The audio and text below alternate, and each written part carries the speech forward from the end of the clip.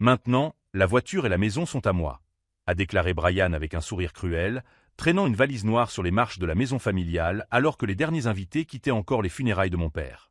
Je me tenais sur le porche, toujours vêtu du costume noir que j'avais acheté spécialement pour cette terrible journée, observant mon beau-frère de 35 ans se comporter comme s'il venait de gagner au loto. Il n'avait même pas attendu que nous enterrions papa avant de se présenter avec ses valises, revendiquant des droits qu'il n'avait pas. « Qu'est-ce que tu fais ici, Brian ?» ai-je demandé, ma voix plus maîtrisée que je ne l'aurais espéré.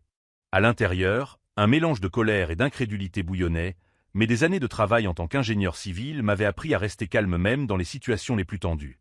Il a jeté sa valise sur le sol du salon avec un bruit sourd et s'est étiré de manière théâtrale. Enfin à la maison. Ça a pris du temps, mais ça valait la peine d'attendre. Je m'appelle Matt et, à 32 ans, je n'aurais jamais imaginé avoir à faire face à la cupidité éhontée d'un membre de ma famille le jour des funérailles de mon propre père. Mais Brian, le frère de ma défunte épouse Lisa, était là, se comportant comme si les 2 dernières années que j'avais passées à m'occuper de mon père n'avaient absolument aucune importance. Lisa était décédée dans un accident de voiture 3 ans auparavant, et depuis, Brian n'apparaissait que sporadiquement, avec des excuses toujours plus élaborées pour expliquer pourquoi il ne pouvait pas aider à payer les frais médicaux croissants de mon père ou passer du temps avec lui. Trop de travail, voyage d'affaires, problèmes personnels. Il y avait toujours quelque chose de plus important. Brian, tu ne peux pas simplement débarquer ici et revendiquer la propriété de quoi que ce soit, dis-je en fermant la porte derrière moi. Papa n'a même pas encore été enterré.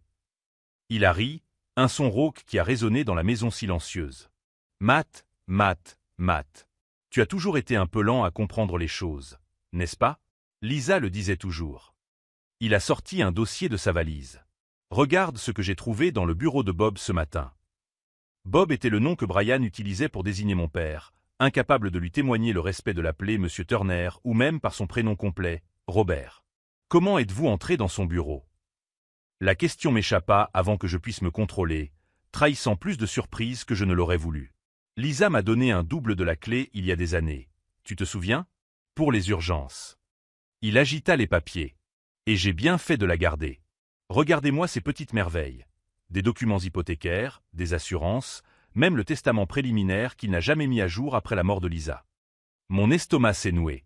Papa avait mentionné à plusieurs reprises qu'il devait mettre à jour ses documents après la mort de Lisa, mais il repoussait toujours cette tâche, disant qu'il avait le temps.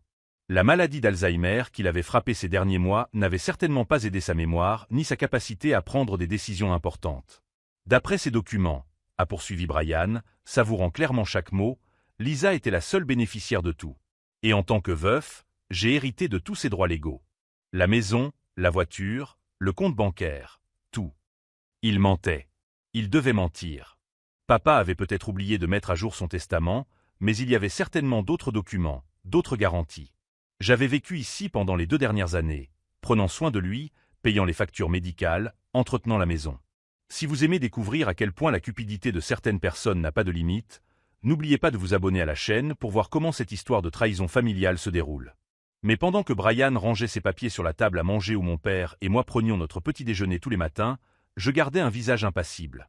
Il ne se doutait pas que je soupçonnais quelque chose depuis des semaines, depuis que j'avais découvert que quelqu'un avait fouillé dans le bureau de mon père pendant ses séjours à l'hôpital. Et ce que Brian ignorait complètement, c'est que j'avais passé les derniers mois à me préparer précisément à ce moment. Brian étala les documents sur la table comme un joueur exhibant une main gagnante au poker. « Regarde ça », dit-il en montrant une police d'assurance vie datant de 4 ans. Lisa m'a également désigné comme bénéficiaire secondaire ici. Et ici, dit-il en tournant une autre page, la procuration qu'elle a signée me donnant des droits légaux si quelque chose arrivait à Bob. Je me suis forcé à contrôler ma respiration pendant que j'examinais les papiers. Brian avait planifié cela depuis des années. Ce n'était pas de l'opportunisme de dernière minute, mais une stratégie soigneusement orchestrée. C'est drôle que tu n'aies jamais mentionné ces documents quand Lisa est décédée, ai-je commenté en prenant la police d'assurance. Sa signature semblait authentique, mais la date me dérangeait. Lisa avait mentionné qu'elle mettrait ses documents à jour après notre mariage, mais elle est décédée 3 mois plus tard. Ce n'était pas pertinent à l'époque, a répondu Brian en haussant les épaules. Lisa était encore en vie, Bob était en bonne santé. Qui aurait pu prévoir qu'il développerait la maladie d'Alzheimer aussi rapidement? La froideur de sa voix m'a frappé comme un coup de poing dans l'estomac. Papa avait lutté contre la démence pendant près d'1 an, perdant chaque jour un peu plus de lui-même. J'avais accompagné chaque consultation médicale, chaque examen, chaque moment de confusion et de peur. Brian n'était venu que 2 fois pendant toute la maladie, toujours avec des excuses concernant des réunions importantes ou des voyages d'affaires. Où étais-tu quand il a oublié mon nom pour la première fois? Ai-je demandé, la colère finissant par transparaître dans ma voix contrôlée. Ou quand il s'est perdu dans son propre jardin pendant 2 heures. Brian n'a pas levé les yeux de ses documents. Le travail, c'est le travail, Matt. Quelqu'un devait subvenir aux besoins financiers de la famille. Tu as toujours eu la liberté de jouer aux soignants parce que je subvenais aux besoins de Lisa pendant que vous viviez ici gratuitement. Le mensonge était si flagrant que j'ai failli éclater de rire. Brian travaille comme vendeur de voitures d'occasion et vit dans un appartement loué à l'autre bout de la ville. Lisa avait son propre emploi en tant que professeur et n'a jamais dépendu financièrement de lui. De plus, papa avait insisté pour que nous ne payions pas de loyer, disant que la maison était trop grande pour lui seul. Subvenir aux besoins de Lisa, ai-je répété. Brian, elle gagnait plus en un mois en tant que professeur que toi en un trimestre en vendant des voitures. Il m'a finalement regardé, et pour la première fois, j'ai vu une fissure dans son apparence confiante. Eh bien, c'est du passé maintenant, n'est-ce pas? L'important, c'est que ces documents sont légaux et valides. Lisa était la fille unique de Bob, ce qui signifie que j'ai hérité de tous ses droits. Je me suis levé et je me suis dirigé vers la fenêtre, regardant le jardin que papa et moi avions entretenu ensemble ces 2 dernières années. Les roses que nous avions plantées au printemps dernier étaient en fleurs, exactement comme il avait espéré. Il n'a pas vécu assez longtemps pour les voir s'épanouir complètement. Tu sais ce qui est intéressant à propos de ces documents, Brian? Dis-je, lui tournant le dos. La date sur cette police d'assurance. 3 jours avant la mort de Lisa. Le silence derrière moi s'éternisa suffisamment longtemps pour que je sache que j'avais mis le doigt sur quelque chose d'important. Et alors? Répondit-il finalement, mais sa voix avait perdu une partie de son arrogance précédente. Lisa avait prévu de mettre à jour tous ses documents la semaine suivante. Elle avait pris rendez-vous avec l'avocat de la famille après notre anniversaire de mariage. Pourquoi aurait-elle fait un changement aussi radical 3 jours avant de rencontrer l'avocat? Je me suis retourné pour le regarder. Brian ramassait les papiers avec des gestes un peu plus précipités qu'auparavant. Peut-être voulait-elle protéger la famille, murmura-t-il. Protéger de qui, Brian? De moi? De son mari? L'ironie de la situation ne m'échappait pas. Alors que Brian tentait de revendiquer des droits sur la maison sur la base de documents suspects, il ne savait pas que j'avais passé les 6 derniers mois à me préparer à ce scénario précis. Les visites fréquentes de Brian pendant les hospitalisations de papa, toujours avec des excuses pour rester seul dans le bureau, afin de classer des documents importants, n'étaient pas passées inaperçues. J'avais installé une petite caméra de sécurité dans le bureau, après avoir trouvé des tiroirs fouillés et des documents déplacés. Les enregistrements étaient révélateurs. Matt, dit Brian, adoptant un ton plus conciliant, je sais que c'est difficile. Nous venons d'enterrer Bob. Mais écoute, ça n'a pas besoin d'être compliqué. Tu peux rester ici en tant que locataire.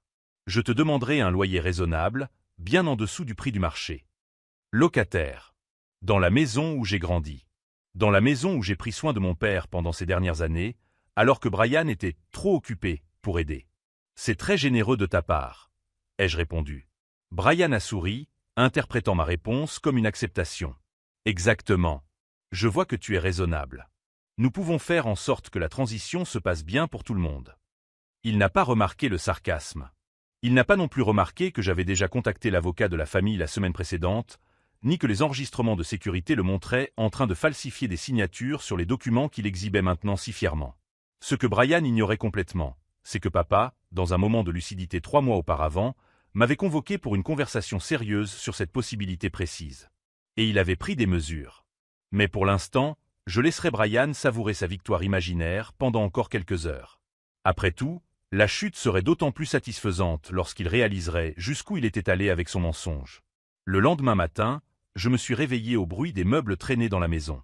Je suis descendu en pyjama et j'ai trouvé Brian en train de diriger 2 inconnus qui transportaient les meubles du salon vers une camionnette garée dans l'allée. « Qu'est-ce que tu fais » ai-je demandé, d'une voix plus forte que je ne l'aurais voulu. Brian n'a même pas levé les yeux de la planche à dessin qu'il tenait. Je range les affaires. Certains de ces meubles sont trop vieux à mon goût. Je vais les vendre et utiliser l'argent pour moderniser la maison.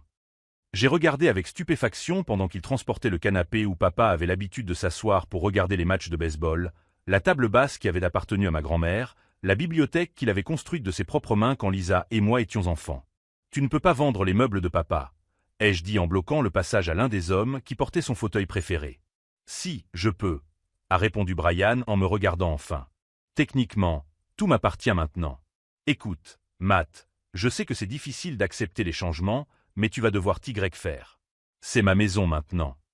L'un des hommes, un type corpulent avec des tatouages sur les bras, m'a légèrement poussé sur le côté. Excuse-moi, mec. Je fais juste mon travail. J'ai senti quelque chose se briser en moi.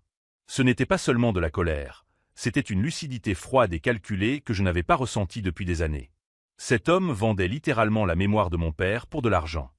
Brian, arrête ça tout de suite, ai-je dit, en gardant ma voix sous contrôle malgré le feu qui brûlait dans ma poitrine. Ou quoi? A-t-il ri. Tu vas appeler la police? Parle-leur des documents légaux que je t'ai montrés hier. Tu verras ce qu'ils diront. C'est alors que Suzanne Matthews est apparue à la porte d'entrée. Suzanne était notre voisine depuis plus de 20 ans, une femme de 65 ans qui avait été une amie proche de papa et qui apportait toujours des gâteaux faits maison lorsqu'il était malade. « Matt, mon cher, que se passe-t-il ici » demanda-t-elle en observant les hommes qui transportaient les meubles. J'ai cru entendre des voix s'élever. « Suzanne, » intervint Brian avant que je puisse répondre, « je suis content que vous soyez là. Je voulais vous parler. Je vais faire quelques rénovations dans la propriété.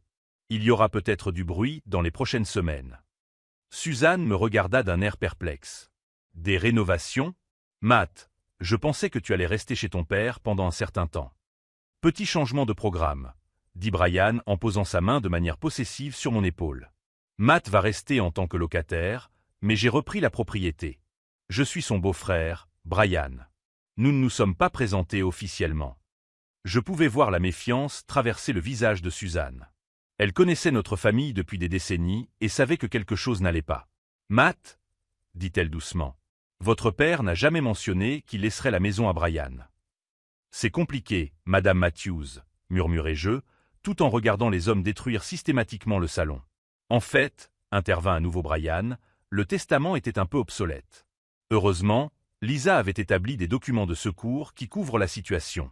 Tout est très légal et correct. » Suzanne plissa les yeux. « Lisa? Mais elle est morte il y a 3 ans. » « Exactement. Mais en tant que frère et seul parent vivant, j'ai hérité de tous les droits qu'elle avait sur la propriété de Robert. » C'était la première fois que j'entendais Brian appeler papa par son nom complet. D'habitude, il ne manifestait même pas ce niveau de respect élémentaire.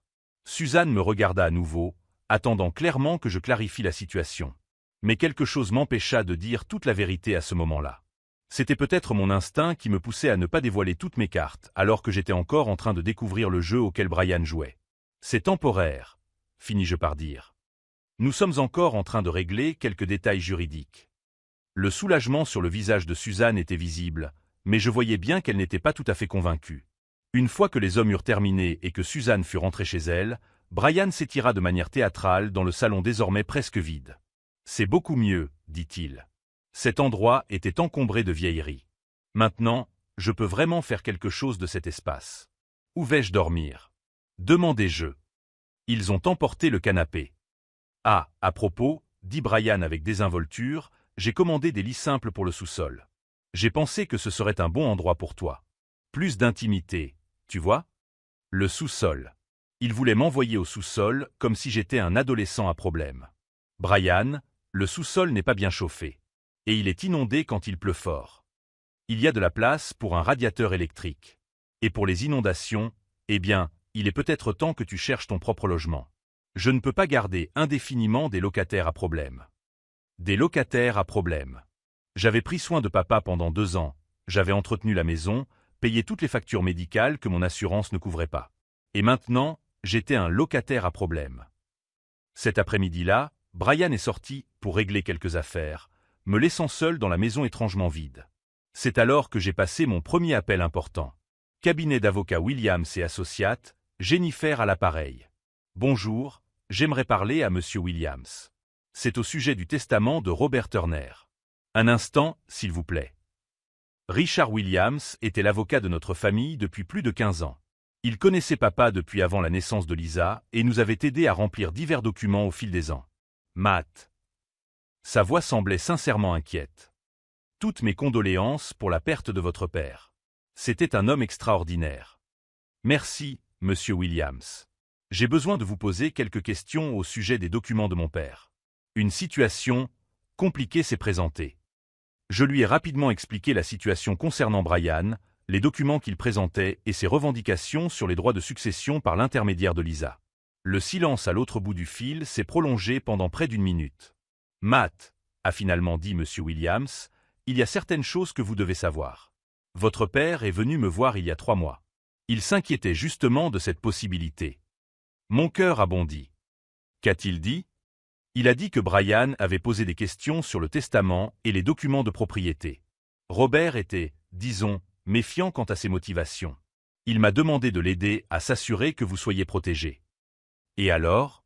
Nous avons apporté quelques modifications importantes à ces documents.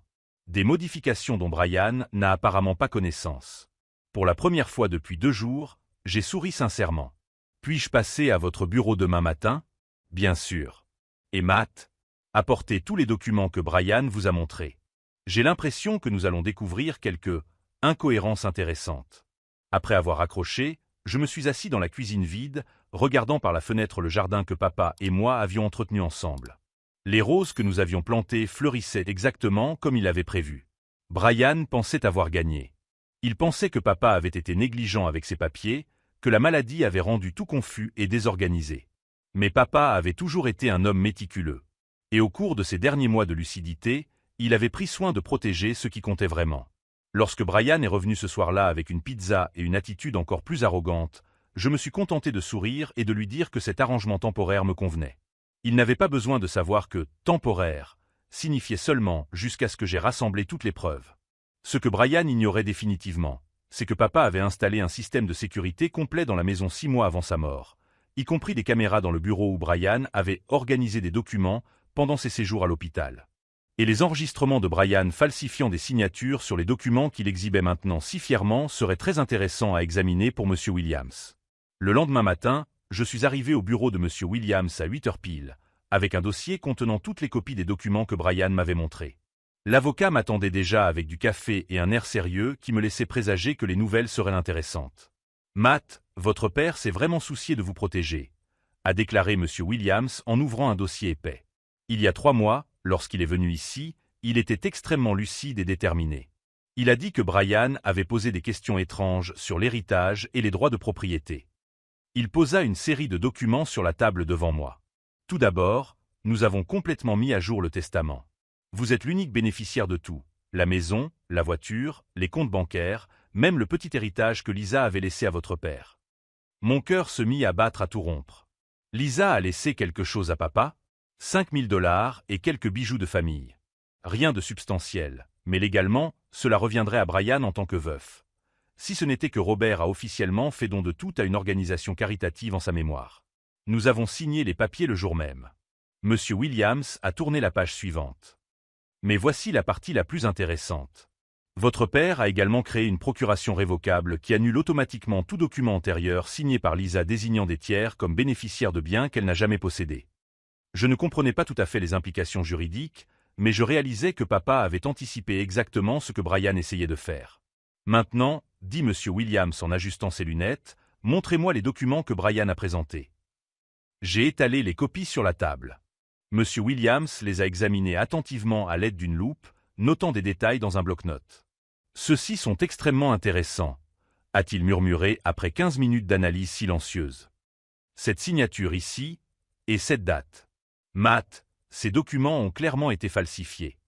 Vous en êtes sûr? Tout à fait.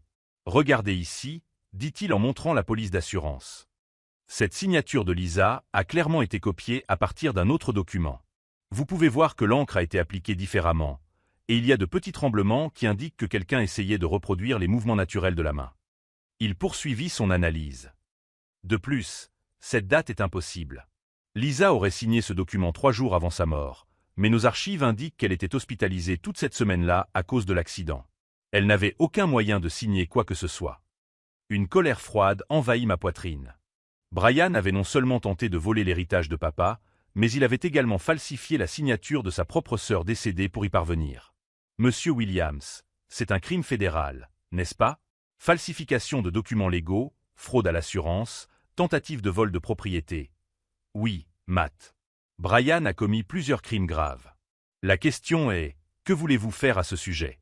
J'ai réfléchi un instant. Je veux qu'il paie pour tout. Mais je veux le faire de la bonne manière. Si cette histoire de trahison familiale vous touche, n'oubliez pas de vous abonner à la chaîne pour découvrir comment cette vengeance soigneusement planifiée se déroule. Monsieur Williams a souri pour la première fois de la matinée. Alors nous avons du travail à faire. Je vais d'abord contacter un détective privé qui travaille avec moi sur des affaires de fraude. Nous devons documenter tout ce que Brian a fait ces dernières semaines.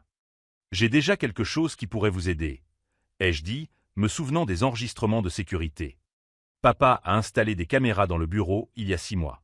J'ai des enregistrements de Brian manipulant des documents pendant ses séjours à l'hôpital. Les yeux de Monsieur Williams se sont illuminés.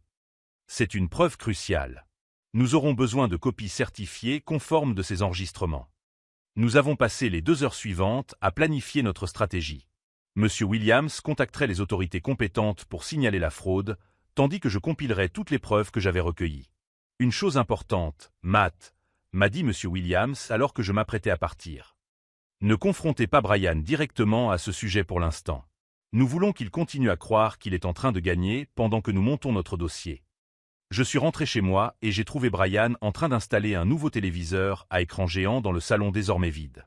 Il était au moins 2 fois plus grand que l'ancien téléviseur de papa. « Qu'en penses-tu » demanda-t-il fièrement. « 70 pouces. Je l'ai payé comptant. »« Avec quel argent » demandai-je, feignant une curiosité désinvolte. « Eh bien, j'ai vendu certains des vieux meubles de Bob et j'avais un peu d'argent de côté. J'ai pensé que ce serait un bon moyen de moderniser l'endroit. » Il mentait effrontément. J'avais vu les meubles être transportés gratuitement par les hommes du camion. Ils n'avaient manifestement rien payé pour les avoir. « Ah, et Matt, » a poursuivi Brian, « j'aurais besoin que tu déménages au sous-sol d'ici la fin de la semaine. J'ai un ami qui vient séjourner dans ta chambre pendant quelque temps. »« Quel ami ?»« Derek, tu ne le connais pas. Nous montons une affaire ensemble. Il a besoin d'un endroit où loger temporairement. »« Derek. » Je connaissais ce nom grâce aux appels téléphoniques que Brian passait quand il pensait que je n'écoutais pas Derek, était apparemment son associé dans une affaire douteuse qui consistait à revendre des propriétés récemment acquises. Ce soir-là, après que Brian soit sorti pour un dîner d'affaires, j'ai appelé le détective privé que M. Williams m'avait recommandé. Marcus Investigation, Jake à l'appareil. Monsieur Jake, M. Williams m'a recommandé vos services. J'ai besoin d'aide pour une affaire de fraude familiale. Bien sûr. Je peux être chez vous dans 1 heure pour discuter des détails. Jake est arrivé à l'heure, un homme d'une 50aine d'années, aux cheveux gris, avec l'air de quelqu'un qui a tout vu. Je lui ai expliqué la situation tandis qu'il prenait des notes détaillées. Intéressant, a-t-il dit après avoir écouté toute l'histoire. Et vous dites qu'il a un associé qui s'appelle Derek? Oui. D'après ce que j'ai entendu dans les conversations téléphoniques, ils sont impliqués dans une sorte d'affaire immobilière. Jake a souri d'une manière qui m'a donné l'impression qu'il y avait plus dans cette histoire que je ne le pensais. Matt, Derek Lawson est une personne très connue dans notre milieu. Il a un long passé de fraude immobilière et de falsification de documents. Si Brian travaille avec lui, cela ne concerne pas seulement la maison de son père. Mon sang s'est glacé. Que voulez-vous dire? Cela signifie qu'il y a probablement d'autres victimes. D'autres veufs, d'autres orphelins qu'ils ont exploités de la même manière. Brian a peut-être déjà fait cela auparavant. Jake se leva et se dirigea vers la fenêtre. Avec votre permission, j'aimerais élargir l'enquête. Non seulement pour vous protéger, mais aussi pour découvrir combien d'autres familles ils ont pu léser. Faites-le, dis-je sans hésiter. Il y a autre chose, dit Jake en se tournant vers moi. Si Derek vient s'installer ici, cela signifie qu'il prépare probablement quelque chose d'important. Peut-être utiliser cette maison comme base pour d'autres escroqueries. Cette prise de conscience me frappa comme un coup de massue. Il ne voulait pas seulement voler l'héritage de papa, il voulait utiliser notre maison familiale comme centre d'opération pour escroquer d'autres familles. Jake, j'ai besoin que tu découvres tout ce que tu peux sur ce Derek. Et j'ai besoin de savoir exactement ce qu'il prépare. Je m'en occupe. Et Matt, garde cette conversation entre nous pour l'instant. Si Brian soupçonne que nous savons pour Derek, il pourrait simplement disparaître et recommencer ailleurs. Après le départ de Jake, je me suis assise dans la cuisine vide, regardant par la fenêtre le jardin de papa. Les roses fleurissaient exactement comme il avait prévu, mais je découvrais maintenant que notre maison servait de base à des crimes qui auraient pu détruire des dizaines d'autres familles. Brian est rentré à 2 heures du matin, clairement ivre et parlant fort au téléphone. Oui, Derek, tout fonctionne parfaitement. Cet idiot de Matt ne se doute de rien. D'ici la fin de la semaine, nous aurons le contrôle total de la propriété et nous pourrons passer à la phase suivante. J'ai entendu chaque mot à travers le sol fin entre la cuisine et le salon. Non, il ne posera pas de problème. Il est trop passif, trop émotif depuis la mort de son père. Il ne posera même pas de questions quand Derek emménagera ici. Prochaine étape. Contrôle total. Les pièces s'assemblaient de manière encore plus sinistre que je ne l'avais imaginé. Mais tandis que Brian célébrait sa victoire anticipée, il ne savait pas que chaque mot qu'il avait prononcé était enregistré par le système de sécurité que papa avait installé. Il ne savait pas que Jake enquêtait déjà sur Derek Lawson. Et il ne savait certainement pas que M. Williams préparait un dossier pénal qui pourrait les envoyer tous les deux derrière les barreaux pour des décennies. Brian pensait avoir joué ses dernières cartes et remporté la partie. En réalité, il venait de me fournir toutes les preuves nécessaires pour détruire non seulement ses plans, mais aussi toute l'opération criminelle dont il faisait partie. Pour la première fois depuis les funérailles de papa, je souris sincèrement. La véritable partie ne faisait que commencer, et Brian était sur le point de découvrir qu'il avait complètement sous-estimé son adversaire.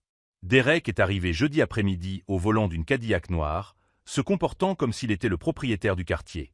C'était un homme de 45 ans, aux cheveux gras tirés en arrière, vêtu d'un costume coûteux mais mal ajusté, et avec le genre de sourire qui m'a donné envie de vérifier si mon portefeuille était toujours dans ma poche. « Alors, c'est toi le célèbre Matt », dit-il en me tendant une main ornée de bagues en or. « Brian m'a beaucoup parlé de toi. Il m'a dit que tu étais le genre de gars qui ne cause pas de problème. »« J'essaie de faire simple, » répondis-je en lui serrant brièvement la main. Derek rit trop fort. « J'aime ça. La simplicité, c'est bien. Ça signifie moins de complications quand on passe aux choses sérieuses. » J'ai regardé Brian faire visiter la maison à Derek comme s'il s'agissait d'une visite immobilière, lui montrant les améliorations qu'il comptait apporter, discutant du potentiel de chaque pièce. Derek prenait des notes dans un carnet en cuir, prenant parfois des photos avec un téléphone haut de gamme. « Cette pièce serait parfaite pour les réunions », a déclaré Derek en photographiant le salon vide. Bon éclairage, plusieurs sorties. Professionnelles mais discrètes. Des réunions. Je pouvais déjà imaginer le genre de réunion qu'il prévoyait d'organiser dans la pièce où papa regardait les matchs de baseball. Ce soir-là, après qu'il se soit installé dans la chambre d'amis, mon ancienne chambre, j'ai appelé Jake. Derek est arrivé, ai-je murmuré dans le téléphone du sous-sol. Il prévoit d'utiliser la maison comme une sorte de centre d'opération. Parfait, répondit Jake. En fait, cela accélère notre calendrier. J'ai d'excellentes nouvelles. Nous avons réussi à accéder au relevé bancaire de Derek. Ce type a au moins 12 victimes documentées au cours des 2 dernières années. Des veuves âgées, des orphelins, des familles en deuil. Toujours le même schéma. Mon sang s'est mis à bouillir. Combien de familles ont-ils détruites? Beaucoup. Mais voici la partie intéressante. Derek n'a jamais été arrêté parce qu'il quitte toujours la région avant que les victimes ne réalisent ce qui s'est passé. Il compte sur le fait que les personnes en deuil ont rarement l'énergie nécessaire pour se battre. Mais cette fois, c'est différent. Complètement différent. Et ce n'est pas tout. Nous avons réussi à intercepter certaines de leurs communications. Ils prévoient d'utiliser votre maison pour un vaste stratagème impliquant au moins 6 autres propriétés dans la région. Nous parlons ici de millions de dollars de fraude. Vendredi matin, Brian et Derek sont partis tôt pour s'occuper d'affaires. Dès que la maison s'est retrouvée vide, Jake est arrivé avec 2 techniciens déguisés en employés d'une compagnie de téléphone. Nous allons installer du matériel d'enregistrement supplémentaire, expliqua Jake. S'il prévoit de coordonner des opérations criminelles depuis cette maison, nous voulons que chaque mot soit enregistré. Les techniciens travaillèrent rapidement, installant des microphones presque invisibles dans le salon, la cuisine et le bureau. En 2 heures, la maison était entièrement surveillée. « Matt, » a dit Jake avant de partir, « cette nuit pourrait être intéressante. Nos informateurs disent que Derek prévoit une grande réunion. Plusieurs de ses associés de la région seront présents. » Associés. D'autres criminels comme Brian. Des personnes qu'il recrute dans différentes villes pour mettre en œuvre ses plans localement. Ce soir-là, des voitures ont commencé à arriver dans notre allée à 20 heures. J'ai reconnu certains visages, des personnes qui étaient venues aux funérailles de mon père, offrant leurs condoléances et me demandant quels étaient mes projets pour l'avenir. Depuis le sous-sol, je pouvais entendre des voix étouffées provenant du salon. Je suis monté silencieusement jusqu'à la cuisine et j'ai trouvé un endroit où je pouvais clairement entendre à travers la porte entr'ouverte. « Messieurs, La voix de Derek dominait la conversation. « Bienvenue dans notre nouveau centre d'opération. Grâce au travail exceptionnel de Brian, nous disposons désormais d'une base parfaite pour développer nos activités dans la région. » Des applaudissements polis ont résonné dans la pièce. « Comme vous le savez, » a poursuivi Derek, « le modèle est simple. Nous identifions les familles vulnérables, en particulier après un décès ou une tragédie. Nous établissons des liens personnels par l'intermédiaire de parents ou de connaissances. Puis nous utilisons des documents créatifs pour transférer des biens de valeur. » Mon estomac s'est retourné. Il discutait ouvertement de la manière d'exploiter des familles en deuil. « Le cas actuel démontre notre efficacité, » a ajouté Brian. « Contrôle total d'une propriété évaluée à 400 000 $ en moins d'une semaine après les funérailles. Et le meilleur dans tout ça, c'est que la victime coopère pleinement. Elle ne se doute même pas qu'elle a tout perdu. » Des rires cruels ont rempli la pièce. J'étais la victime. Il se vantait de m'avoir trompé dans ma propre maison. « Brian a raison, » a déclaré Derek. « Matt est le type idéal, émotif, passif, isolé. Sans avocat, sans soupçon. Dans 1 mois, nous aurons liquidé tous les actifs et déménagé dans la ville suivante. » C'est à ce moment-là que mon téléphone a vibré silencieusement. Un message de Jake, « Les équipes sont en place. Donne le signal quand tu es prêt. » J'ai pris une profonde inspiration. C'était l'heure. J'ai traversé calmement le salon, j'ai poussé la porte et je suis entré. 12 hommes étaient assis sur des chaises en plastique apportées de quelque part, avec Derek debout devant eux comme un professeur donnant un cours sur le crime. Le silence fut instantané et absolu. « Désolé de vous interrompre, » dis-je avec un sourire, « mais j'ai pensé que vous aimeriez peut-être rencontrer la victime passive en personne. » Brian a bondi de sa chaise. « Matt, nous étions juste en train de planifier comment liquider les actifs de ma propriété, » ai-je ajouté. « Oui, j'ai tout entendu. » Derek a retrouvé son sang-froid plus rapidement que les autres. « Matt, tu ne comprends pas ce que tu as entendu. Nous discutions d'investissements légitimes. » « Des investissements légitimes » ai-je répété d'un air pensif. « Comme falsifier la signature de Lisa sur des documents d'assurance. Ou utiliser une procuration frauduleuse pour revendiquer des droits sur des biens qui ne lui ont jamais appartenu. » Derek est devenu livide. « Je ne sais pas de quoi tu parles. » Je sortis mon téléphone et fis écouter un enregistrement clair de Brian dans le bureau de papa 3 semaines auparavant, s'entraînant à imiter la signature de Lisa sur une feuille de papier. « Technique intéressante, » commentai-je.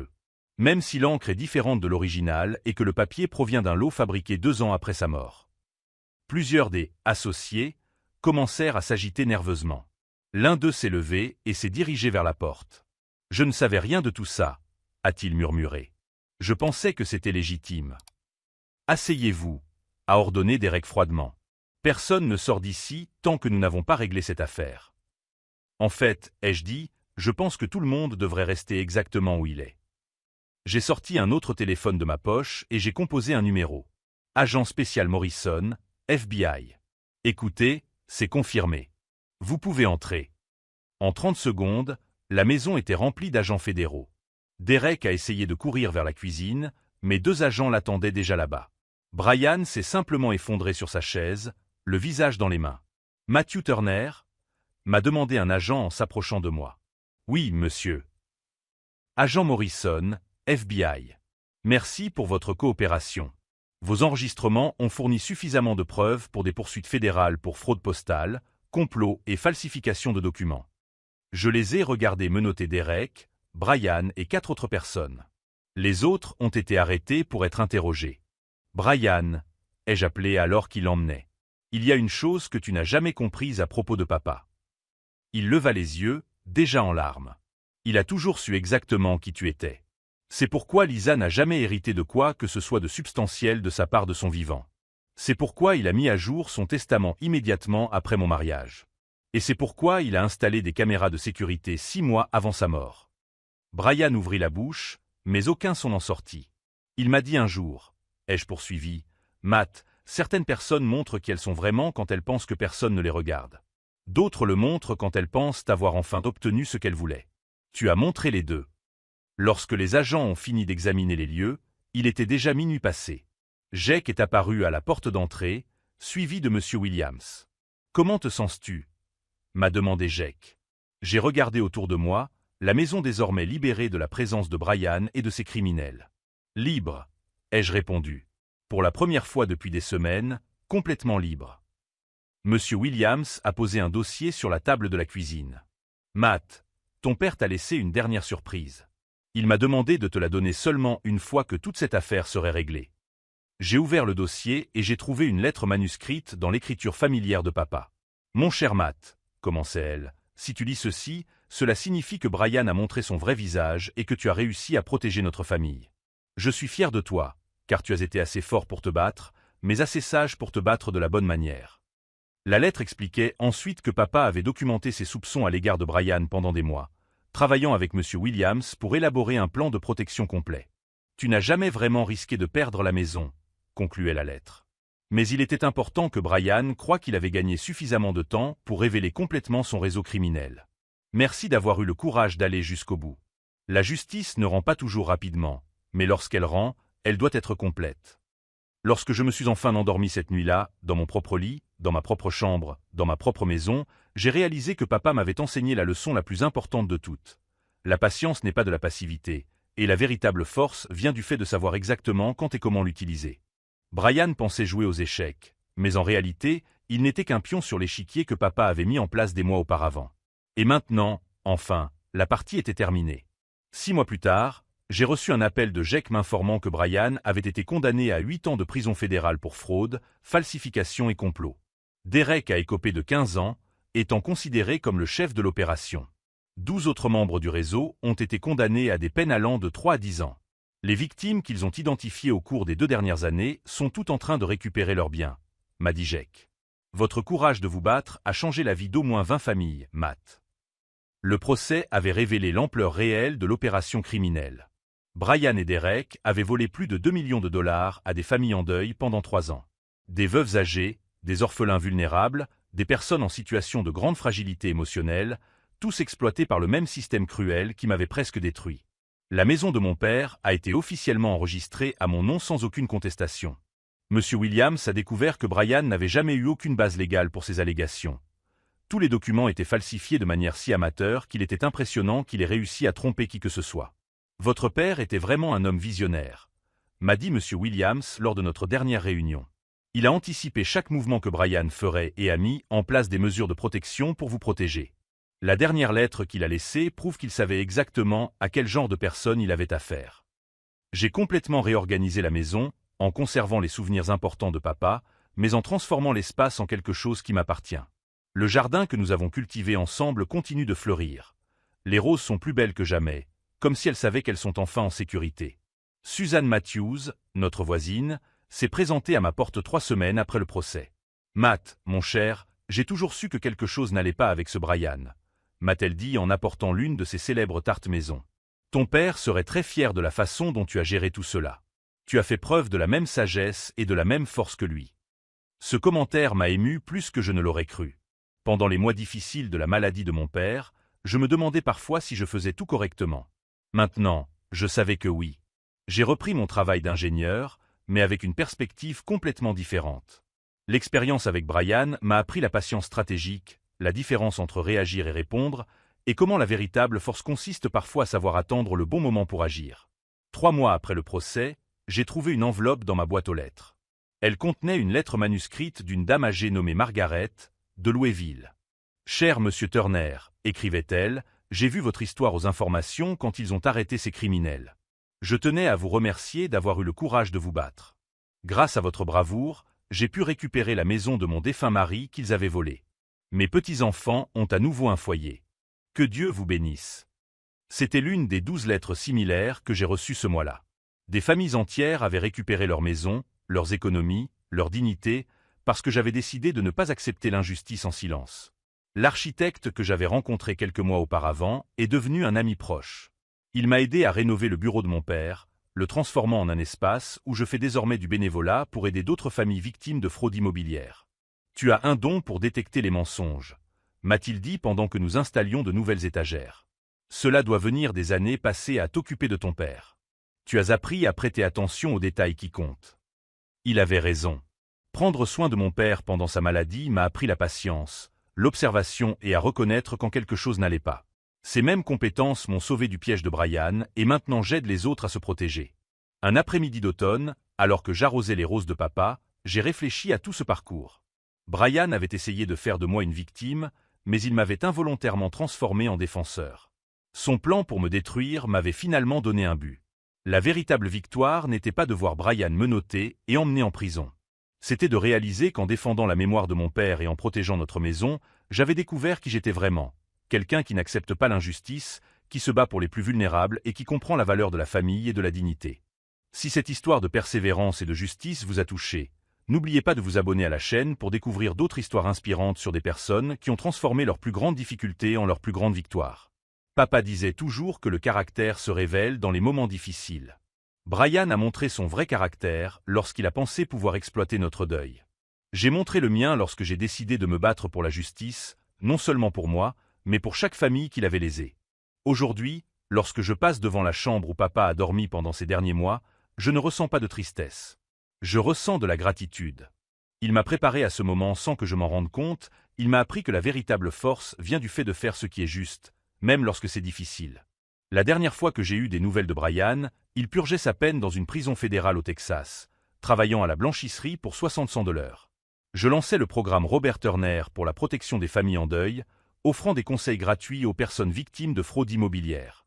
La différence entre nous a toujours été simple. Il a choisi d'exploiter la douleur des autres à des fins personnelles. J'ai choisi de transformer ma douleur en protection pour ceux qui en avaient besoin.